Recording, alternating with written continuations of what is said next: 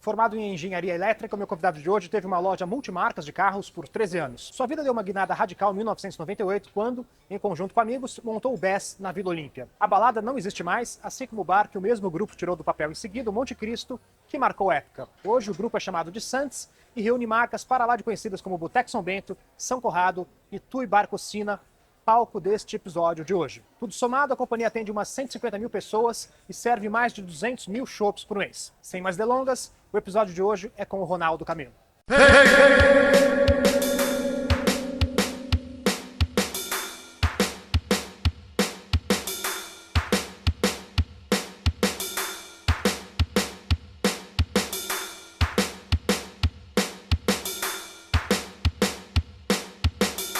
Este videocast é um oferecimento do Resposta, a maior plataforma de pesquisa e experiência do cliente e CRM no Brasil. É utilizada pelas melhores marcas e gestores que acreditam em dados e na fidelização por meio de experiências. Com tablets, QR Codes e outras ferramentas, a empresa orienta gestores de restaurantes a focar exatamente onde é necessário. Quer saber se sua equipe é atenciosa e rápida?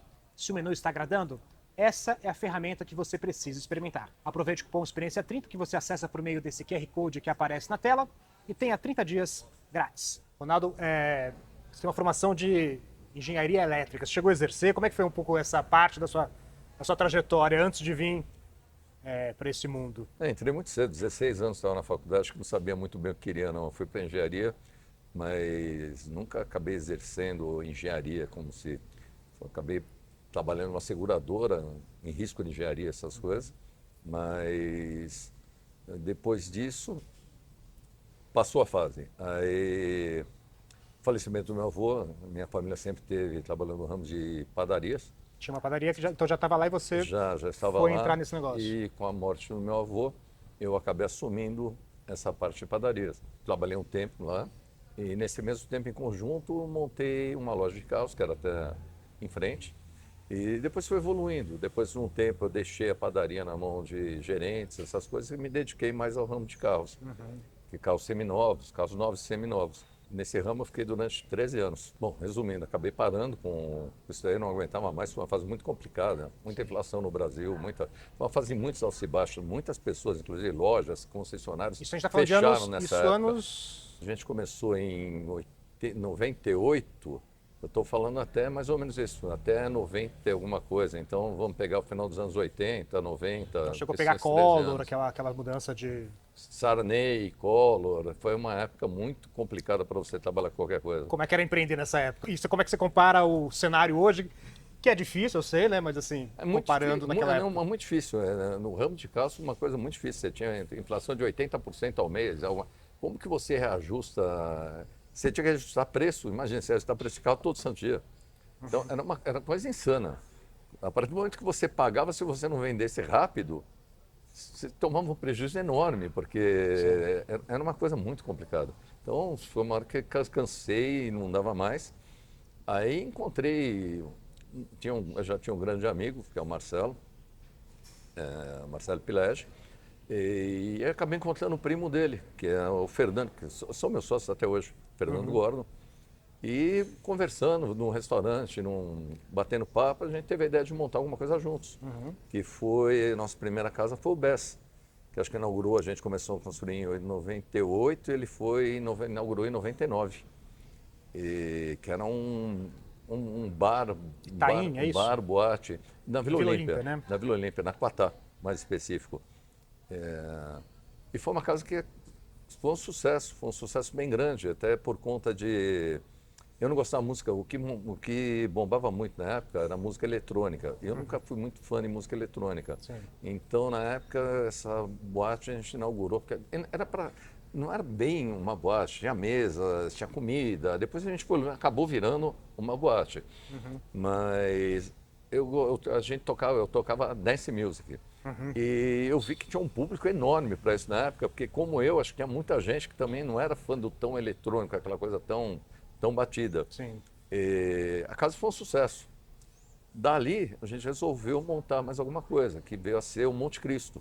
E esse sim foi um divisor de águas, né? Em termos de conceito, né? Mas sempre falando que se não existisse o BES, não existiria o Monte Cristo. Graças a Deus o BES foi um sucesso. E nós resolvemos empreender, aí foi o Monte Cristo, que foi um case Forte Hotel, o Monte Cristo ficou uma coisa conhecida no Brasil inteiro. Foi uma casa muito... Ele pegava uma lacuna, né? Ali foi outra lacuna. Você lembra quando eu te falei do Dance Music na época? O Monte Cristo foi a mesma coisa. Acho que foi uma das primeiras casas, ou a primeira casa que foi colocado DJ, como vinha de boate, de balada, a gente quis colocar o quê? Um DJ dentro da casa.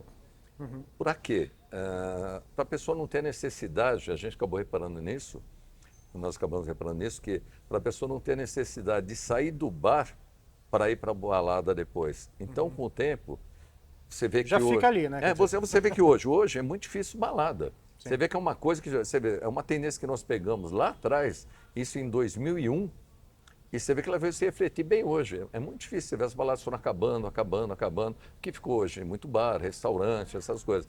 Então, o fato de ter um DJ, muita gente parou de sair, daí o sucesso no Monte Cristo. Então, as pessoas ficavam até tarde, e você não precisava sair de lá. Você tinha um DJ, você tinha uma música bacana. Então, foi uma tendência. Depois foi muito copiado por aí, mas foi... Acredito Aquela que coisa, você ia numa boate, quer dizer, você não tinha o que comer, né? Quer dizer, tinha uma... Isso. Embora no Monte Cristo era um bar, você não dançava também, você ia ficar de pé dançando. Mas tinha uma vibe ali, Mas tinha né? uma vibe, tinha um som mais alto, tinha uma curadoria de música específica, porque você tinha um DJ, não era um som mecânico tocando. Então foi uma coisa bem bacana. Mas aí voltando um pouquinho dessa questão empreender naquela época ali, anos Collor, Sarney, assim, hoje, né, inflação, o empresariado sempre está com uma margem, né, temos guerra agora, as margens sempre apertadas, mas assim, comparando com aquela... Problema sempre vai ter. Mas comparando daquela época hoje, assim, daria para fazer o que vocês têm hoje naquela época, esse negócio? Olha, eu não sei, eu acho que seria mais difícil, mas tudo é possível. A época da parte de carro, essas coisas, para mim, foi a parte mais complicada. O Bess foi um divisor de água na minha vida, inclusive, porque eu não consegui me acertar também, porque eu já devia estar com 36 anos, estou recomeçando tudo de novo, então foi um recomeço para mim. E graças a Deus, peguei amigos bons, a gente tem nossa sociedade é a mesma, tirando uma pessoa ou outra que saiu, entrou, mas a nossa sociedade básica é a mesma até hoje, desde o começo até hoje, que é uma coisa em alguns grupos que é meio raro. Sim. A gente continua os mesmos sócios, somos amigos. A gente começou com amigos, viramos sócios, somos amigos até hoje. Não deixaram de ser amigos, né? Não, então. É isso que eu estou dizendo. A base continua até hoje. Sim. Como é que foi assumir esse papel de gestor de uma padaria que é super complexo, né? É uma coisa que talvez eu não fizesse hoje, mas era o ganho imediato. Tipo, eu era um cara de começo de carreira, tinha uma carreira promissora em seguradora, e eu acabei abrindo mão por uma coisa mais, como que eu poderia te falar, instantânea, uma coisa mais de momento. Sim. Que se eu fosse pensar hoje, eu me arrependeria. Não me arrependo hoje por conta de toda a minha trajetória após isso. Mas foi aquela coisa do prazer momentâneo, não prazer, mas pode se comparar com prazer momentâneo. Eu teria um ganho a mais, realmente, porque eu era empregado numa empresa e ali eu era dono. Então, o meu patamar de ganho ele subiu muito com aquilo, mas... No curto prazo, está falando. Isso se demonstrou por amigos que continuaram a carreira, que estão muito bem, mas muito bem hoje. Presidentes de empresas, presidentes de alguém. Então, pessoas começaram comigo, alguns começaram depois, e alguns amigos estão muito bem na carreira. Graças a Deus eu estou muito bem numa outra coisa, mas se eu tivesse continuado em padaria, talvez eu não estivesse aqui conversando com vocês, estivesse me entrevistando. É mais ou menos isso daí. Sim. E essa padaria existe ainda? Não, hoje eu tenho o prédio dela ainda. Estava alugado, o prédio está alugado, mas a padaria hoje não mais existe. Você fica imaginando como teria sido sua vida se você tivesse continuado aí com a loja de carros? Então, foi uma época que não dava mais. Não ia dava ter quebrado? Mais. Ia ter quebrado. Já foi uma época que eu já saí com muito pouco dinheiro, só paguei tudo que... Não saí devendo nada para ninguém, minha vida sempre foi muito correta. Aprendi isso com meu pai, nunca fiquei devendo nada para ninguém, mas deixei tudo certinho, bonitinho. E recomecei. A gente já começou e graças a Deus a gente trabalhou bastante, porque nada vem de graça também. Então a gente se dedicou muito, eu me dediquei muito e hoje a gente tem uma empresa grande. Então hoje, no começo, acho que muita coisa dependia bastante de mim. E depois que passaram do tempo, não. Passaram do tempo, se tornou uma coisa que hoje depende muito mais, uma coisa muito mais complexa, né? Porque como a gente começou pequenininho, você faz tudo. Aí você vai crescendo, aí você precisa de apoio, você precisa de estrutura. Então, graças a Deus, tenho sócios bons, tenho pessoas que trabalham conosco que são muito boas e, graças a Deus, a gente tem um pessoal bacana aí. E para você é fácil delegar? Tem muitas coisas que você tem que delegar, porque você não tem como você tomar conta. Se você quiser crescer, se você não delegar... A mesma coisa, você prefere ser dono de uma... Vamos voltar na padaria. Uma padaria, eu tenho uma rede delas. Se você não delegar, você não vai conseguir ter mais, você não consegue crescer daquilo. Você trabalha muito bem num lugar, você vai ter que delegar, você vai ter que ter pessoas boas para trabalhar. Graças a Deus a gente formou bastante pessoas boas. Fora os meus sócios, tem muitos funcionários meus que trabalham comigo há 20 anos. Então é uma coisa, 15 anos, 20 anos. Então... Mas sempre foi fácil para você delegar ou teve algum momento que você ficava muito, cara, quero Não, manter na minha mão, manter preso? Não é só manter. No começo talvez tenha alguma coisa por aí, porque eu me dedicava muito àquilo. Então, talvez no começo os outros não se dedicavam tanto por terem outros negócios. E por eu estar focado só naquilo, que a minha vida virou aquilo. Né? Se desse errado. Era tudo ou nada. Se sim. desse errado, o negócio ia ser bem complicado. Então, talvez no começo eu me dediquei mais. E depois a gente foi expandindo, foi não sei o quê, os sócios começaram a entrar mais na operação já. Então hoje a gente tem um escritório muito bacana, com os sócios parceiros, são muito legais. E quando foi que você diria que deu certo? Assim, nossa, essa empresa, ufa, agora entrou nos trilhos. Teve um momento de virada, assim? Então, depois a gente teve várias outras casas. A gente inaugurou, depois do Monte Cristo, nós vendemos o Monte Cristo.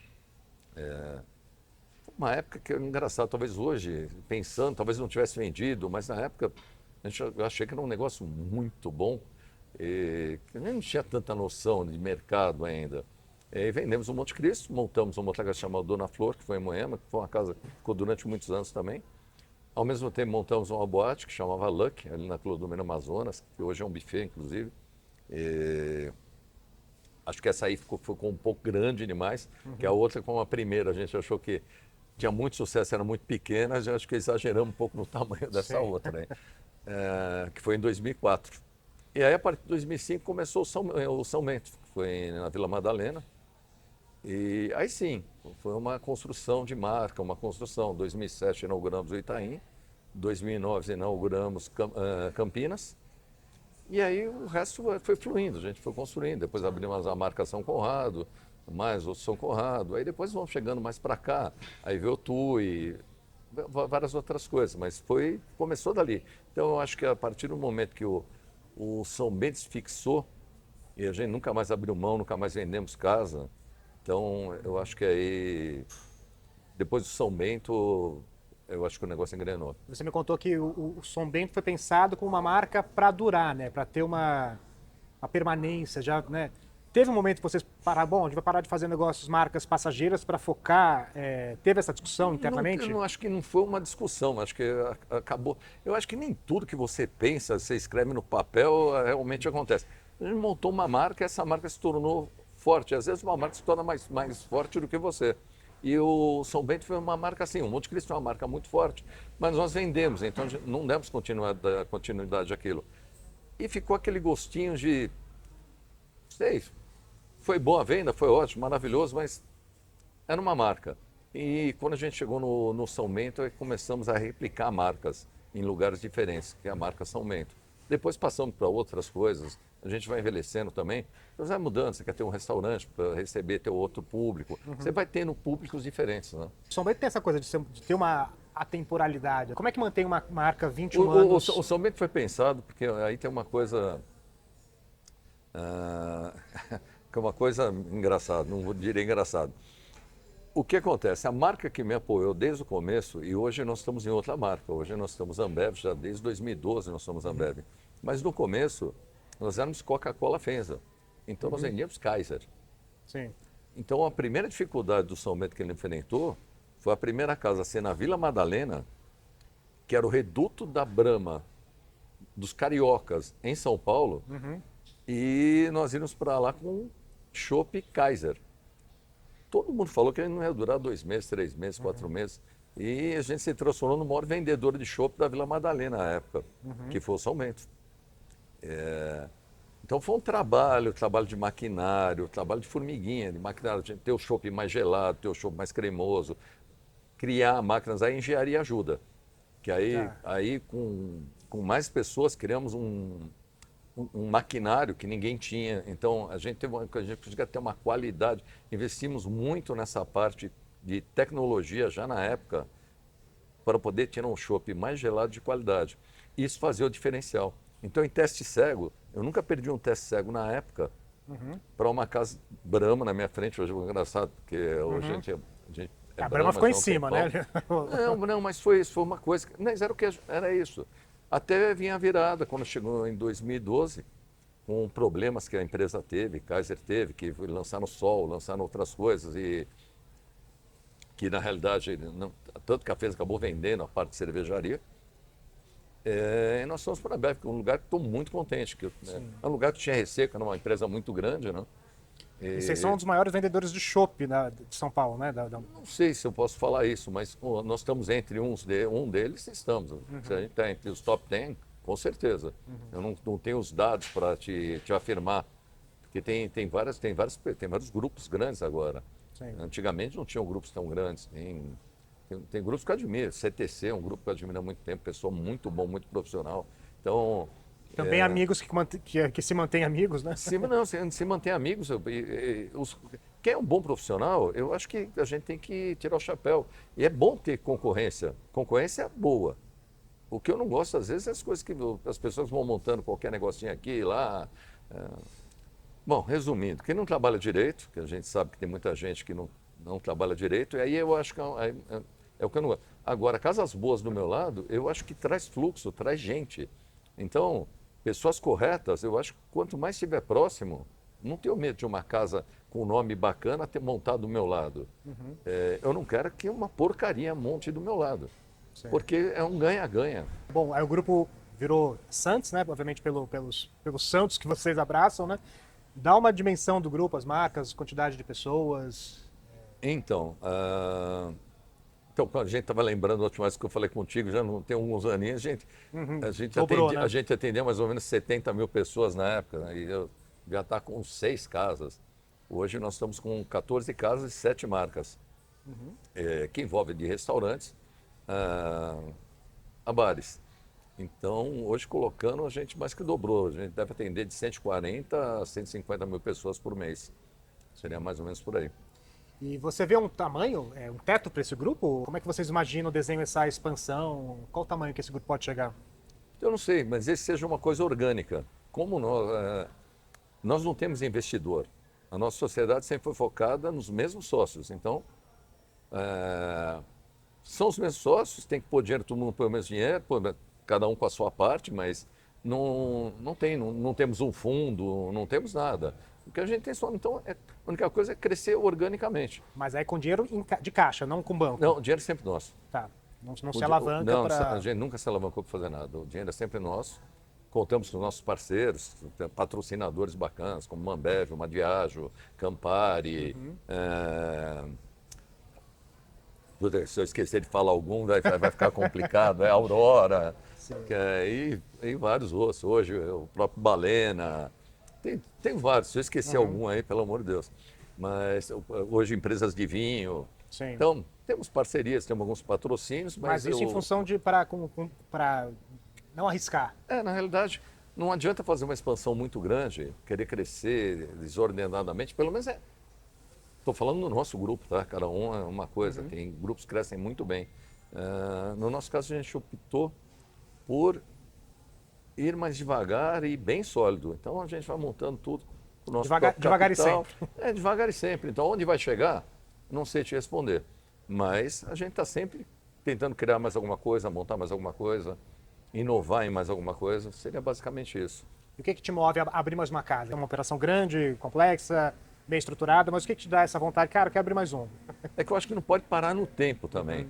Eu acho que quando você se acomoda com alguma coisa, em qualquer coisa, você se acomodou em relacionamento, pode ser relacionamento pessoal, pode ser trabalho, qualquer coisa que você se acomoda, parece que aquilo começa a andar para trás. Então, acho que você tem que estar sempre procurando uma coisa nova, inovar. Mesma coisa, com cautela, com disciplina, mas eu acho que é mais ou menos por lá. é sempre você ter uma motivação de continuar ativo, fazer uma coisa nova. É como ter, não sei te explicar, mas é mais ou menos isso daí. E essa questão da oportunidade, como é que é isso? Assim, é um ponto novo? Quer dizer, vocês assumiram, por exemplo, algumas operações que antes a Ambev tocava, né? Tanto Ribeirão Preto quanto a Goose Island lá Sim. no Largo da Batata. É irrecusável? É o que eu estou te falando. Que nem a Ambev é um super.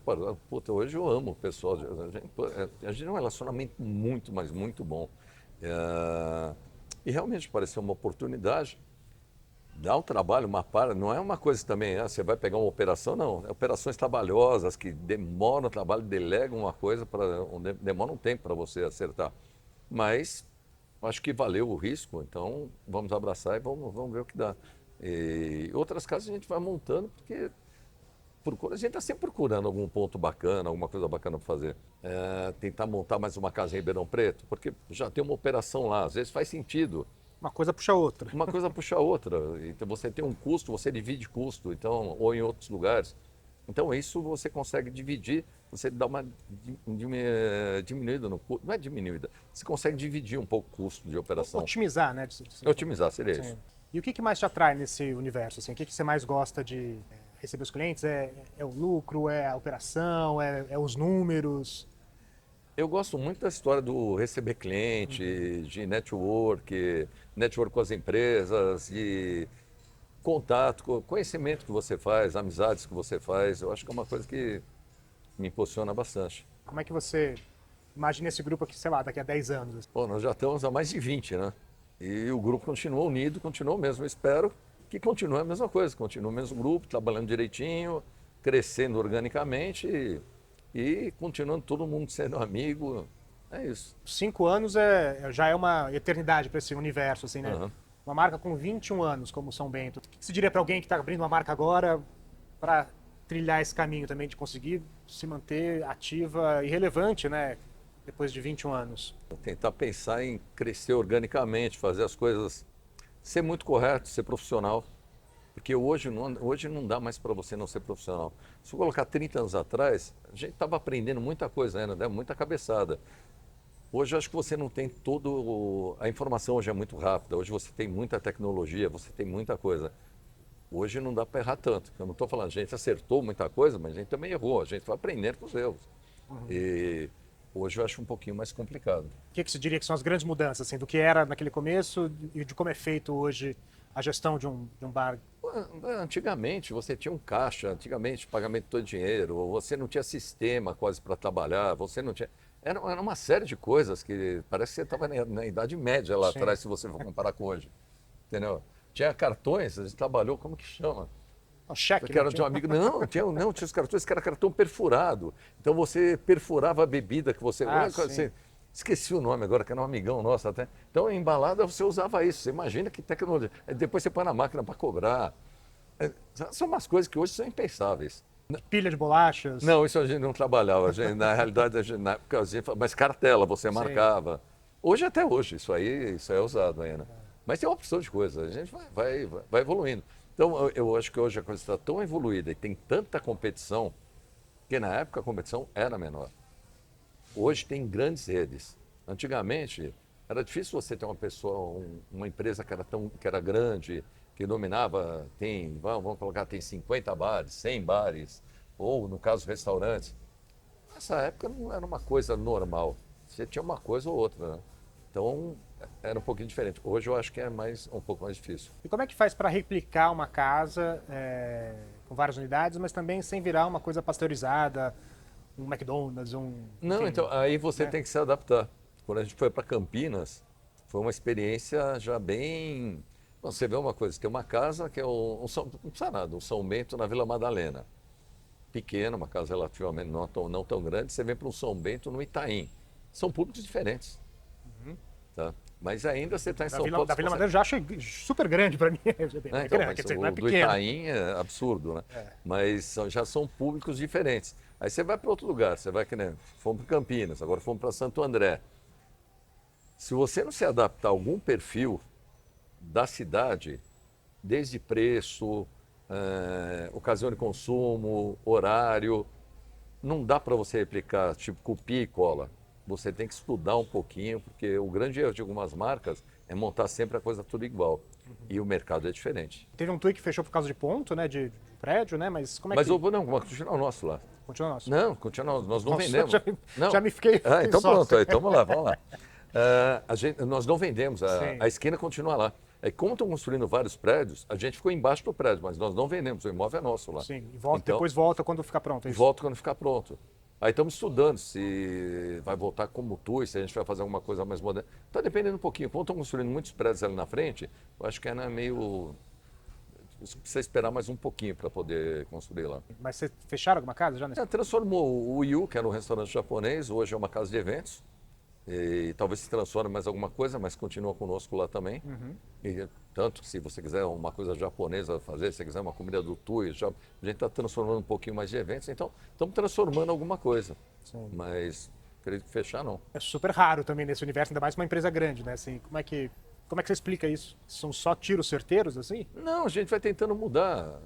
Vai tentando mudar. A Guzzi já teve que virar Beer, porque a marca Guzzi saiu do Brasil, não tem mais fabricação. E a Beer vai se transformar numa outra coisa. Ela está continuando andando, mas vai ser uma casa nova que depois eu vou te falar. E já estamos começando o processo de reforma com a casa aberta mesmo, mas a gente está tentando transformar alguma coisa. Quando não dá certo um pouco de um jeito, a gente tenta fazer de outro. Na hipótese de ter que fechar uma casa, vocês têm... Como é que é tomar essa decisão? Como é que seria tomar essa decisão? Estou tentando lembrar aqui para não ser mentiroso. Eu não lembro que... Não, se não lembra, significa alguma coisa. Não, mas não lembro. Não, pode, porque eu estou tentando aqui, que você me pegou no pulo aí. Não sei. Mas eu acho que foi uma operação muito ruim, um lugar muito ruim, que o lugar mude. Aí tem várias circunstâncias que você pode ter. Aí, dependendo da coisa, é melhor você fechar. Mas tem aquele apego, assim? Como é que é o seu envolvimento, aliás, na abertura de uma casa? É óbvio que toda casa é um filho novo, né? Então você tem apego por todos. Mas eu não sei te responder muito, não. Eu acho que se tiver uma necessidade de fechar alguma coisa, alguma operação, que nem o TUI, foi um negócio comercial. Na rua tinham vários restaurantes que fecharam. Ali você tinha um chalezinho, você tinha várias coisas, você tinha o Ritz, você tinha uma opção. Eles optaram por sair de lá, eles venderam. Nós optamos por não vender, mas eu tive que fechar.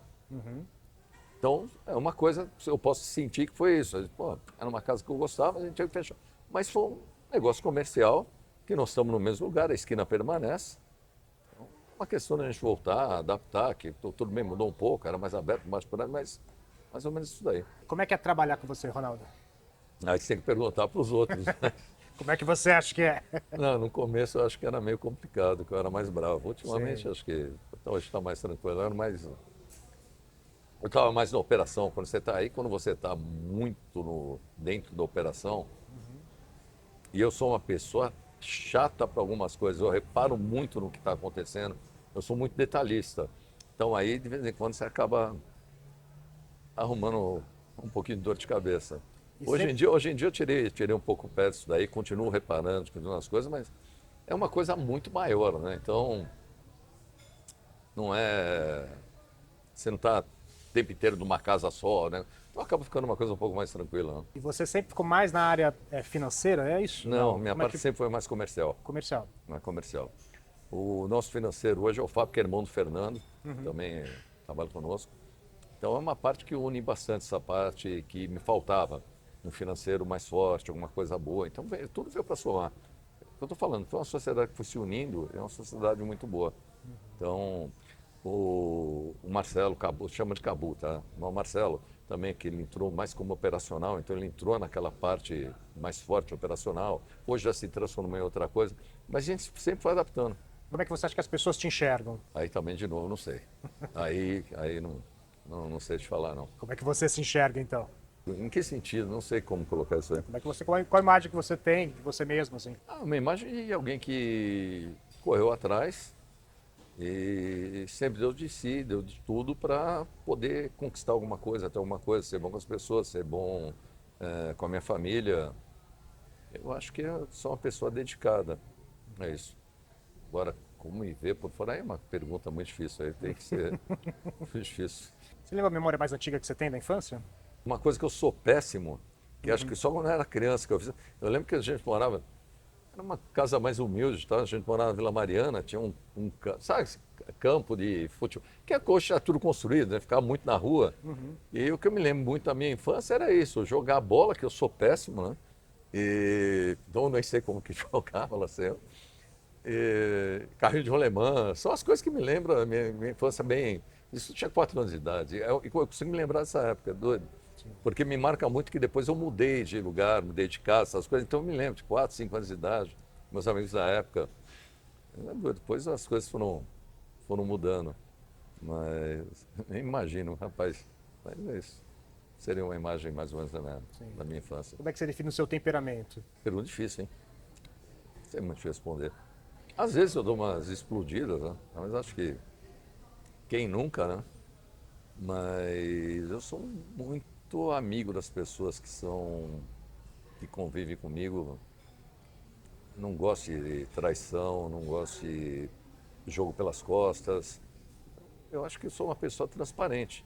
Acho que a pessoa olha, vai gostar ou não vai gostar de mim. Não tem muito meio termo. Então, não dá para agradar todo mundo, mas eu demonstro a personalidade que eu tenho. Aí cabe aos outros, eu não consigo me julgar. Não sei te falar. Umas voz grossas, você acha que as pessoas têm uma imagem de você... Ronaldo é bravo, é um pouco dessa... Depende para quem você perguntar, por isso que eu estou te falando.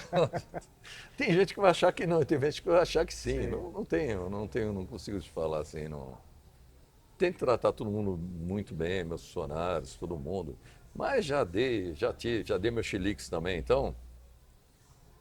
Vamos te falar assim, que 80% eu tento estar tratando sobre mim, mas todo mundo tem seus deslizes, tem suas coisas, ninguém é perfeito, né? Tem essa máxima de que se você gosta de uma coisa, não vá trabalhar com ela. Você concorda? Acredito que não. Agora você tem que estar preparado para o que você vai fazer. Porque uma coisa é gostar, outra coisa é você empreender. É bem diferente, muita gente confunde isso. E aí a pessoa às vezes é um ótimo cozinheiro, um ótimo chefe de cozinha, mas ele é um péssimo administrador. Aí é onde muitas pessoas cometem um erro. Não é por gostar de alguma coisa que você vai ser bom profissional naquilo. Às vezes você pode ser um bom empregado, você pode ser um bom funcionário, e às vezes você pode não ser um bom patrão. E isso também se refere para todas as áreas. Então, eu acho que quando tem essa pegada que muita gente, por eu gostar disso, só que ela só vê a parte de fora. Aí você tem toda a parte interna de como funciona o negócio. Isso às vezes a pessoa não vê. Então, realmente, a pessoa se ilude, é capaz de não gostar, mas não gostar por tudo que está por trás. Só gostar da frente. Aqui está tudo bonitinho, está ótimo, mas você tem muito trabalho atrás que ninguém vê, né? Acho que o Garrido falou há pouco tempo de metáfora de um marreco, de um pato. Assim, vai em cima na água ele tá flanando, né? Mas lá embaixo tem as patinhas ali. Então, tá aí um cara que eu admiro muito, o Garrido, é do CTC. Sim.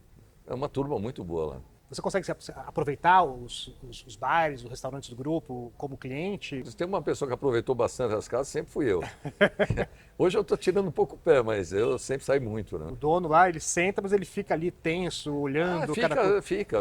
Isso não começa a ficar mais e fica até um tempo, mas também tem uma parte que você relaxa, tem suas coisas. Eu gosto de frequentar minhas casas. Você gosta de frequentar dos outros também ou você se mantém fiel? Não, aliás, eu gosto mais às vezes de frequentar dos outros porque eu não vejo defeito. Ou se eu vejo defeito, eu não preciso ficar nervoso com o defeito. Você não precisa se preocupar com o defeito. Você entendeu? Não, vejo defeito, até comento com amigos que eu vou nas casas. Eu comento, olha, isso aqui, puta, foi na tua casa, ligo pro fulano, ó, não estava legal isso, não tava... Mas de amigo, tá? Não é... Sim. É de amigo. Mas quando é na minha casa, acaba ficando puto, né? Então dos outros você fica bravo, mas... Não é responsabilidade tua, né? Mas geralmente quando são amigos eu ligo para falar, olha, aconteceu isso, aquilo. E eu gosto que me liguem também, ó, foi na tua casa. Porque o amigo é isso, né? Te perguntar, como é que você lida com críticas de clientes? Você tem que entender a crítica do cliente e você achar tem coisas que estão pertinentes e outras que não. Aí você tem que observar bem o que é, mas eu prefiro a crítica do que a pessoa que levanta, vai embora e não fala nada. E não volta. Sim. Então eu prefiro ter a crítica, tentar retornar com essa pessoa, entender o que aconteceu. E pode ser que o problema seja todo meu, pode ser que não, mas quando se dá a oportunidade de você poder conversar e tentar entender, eu acho que é a melhor coisa do que aquele cliente. O pior cliente para mim é o cliente que ele vem, ele acha que tem coisa errada, ele levanta, não fala nada, porque aí eu não tenho o feedback do que aconteceu. e ele não volta. E às vezes vai criticar lá na internet, né? Vai. Te destruir na internet. Né? Quando destrói na internet, a gente tenta responder, conversa. Tem gente que não faz nem isso, tem gente que simplesmente não volta. Esse é o pior, porque você perdeu um cliente. O que é sucesso para você, Ronaldo? O sucesso, vou te falar uma coisa, é você ter o suficiente para você viver tranquilo, ter uma família bacana. Acho que se resume mais ou menos a isso. Então, porque cada um vai mensurar de uma forma. O que é sucesso para mim, o que é dinheiro para mim, pode não ser para você, pode ser para o outro. Então, é aquela velha história, você se sentir bem com o que você tem. Uhum. Então, eu acho que isso é sucesso.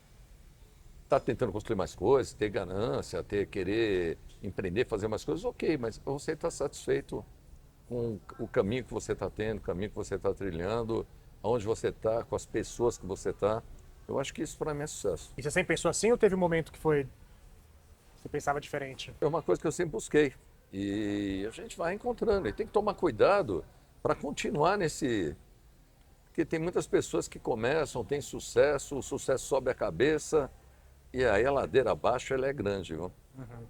E aí a coisa é complicada, porque enquanto você vem subindo, é uma coisa. Quando vem descendo. A hora que você começa a descer, acostumar com o bom é muito fácil. Agora você ter que acostumar a perdendo coisas no caminho, acho que aí é a parte mais difícil. Então tem que tomar cuidado com o que você acha sucesso. Que eu te falei, o sucesso para mim é uma coisa, para você é outra. Então, e tem você mensurar o tamanho que você quer ser. Porque você quer ser um Bill Gates, você nunca vai estar contente, porque é uma coisa, sabe, muitas vezes intangível. Pode até, você vai buscar, mas acho que é você estar mais ou menos fazendo suas coisas, tentando progredir, mas estando contente com o que você tem. E você imaginava que a empresa poderia chegar a esse tamanho? No começo era ou dá certo ou não dá certo. Sim. Então o resto foi acontecendo. No começo eu não sabia onde ia dar nada, não. E teve algum momento que a empresa, talvez pandemia, de cara, isso aqui pode quebrar? Teve esse momento de... Não, pandemia seguramos todo mundo, a gente passou bem a pandemia, graças a Deus. A gente sempre tivemos um caixa, a gente sempre teve um caixa razoável. Não, é o que eu estou falando, não dever para os outros, não ter dinheiro de banco, não ter... Isso ajuda bastante. O que é riqueza para você, Ronaldo? Riqueza é eu lembro de falar, riqueza tem uma coisa que todo mundo fala, mas parece... mas é você ter saúde e estar com pessoas que você gosta. E poder fazer as coisas que você gosta. Depende do que você quer, depende... Por isso que eu estou falando, dinheiro, isso, aquilo, é tudo mensurável, depende do que você se propõe a fazer. Mas sem saúde você não faz nada. Então saúde é uma coisa muito, muito importante. Amizades boas é uma coisa bacana. Ter pessoas que você gosta. Eu acho que aí é uma realização. Porque às vezes não adianta você ter uma coisa e não ter outra. Pensa em deixar algum legado? Você imagina uma coisa que passa na sua cabeça, vou deixar um legado? Eu vou fazendo a minha parte. O que vai ser, o que vão falar, eu não sei. Sei que vou fazendo a minha parte. E agora uma pergunta do Resposta, que é um dos apoiadores aqui desse videocast, né? Com tantas unidades, como é que o Grupo Santos faz para impor o mesmo padrão de atendimento em cada endereço, mas também sem impedir a espontaneidade de cada funcionário? Tem muitos funcionários que trabalham comigo. Hoje, o que comanda praticamente todas as nossas casas é o Plínio. O Plínio começou comigo, ele era office boy. Ele trabalha comigo há muito tempo. Ele conhece muito bem. Ele falava que eu era bravo. Eu era muito bravo. Ele viu todas as fases. Ele viu todas as fases. Que eu pegava muito do pé. Aí você vê, ele é um cara que já coordena muita coisa. E ele foi pegando mais pessoas, mais pessoas. Então o que acontece? Você vai juntando gente boa. Está cada dia mais difícil, tá? De você recrutar pessoas para somar mas para manter a qualidade você tem que ter essas pessoas, você tem que ir delegando e passando para pessoas que elas vão entendendo a filosofia do teu negócio, a filosofia da empresa. E isso a gente está tentando passar. Está cada dia mais difícil, tá? Mas até hoje a gente ainda estamos indo. Vocês usam muito dados para auxiliar esse tipo de coisa? Hoje você precisa de muita coisa, né? Então, às vezes coisas que você não percebe, às vezes na hora que você vai puxar dados de consumo, dados de várias coisas, você consegue se orientar mais. Hey, hey, hey!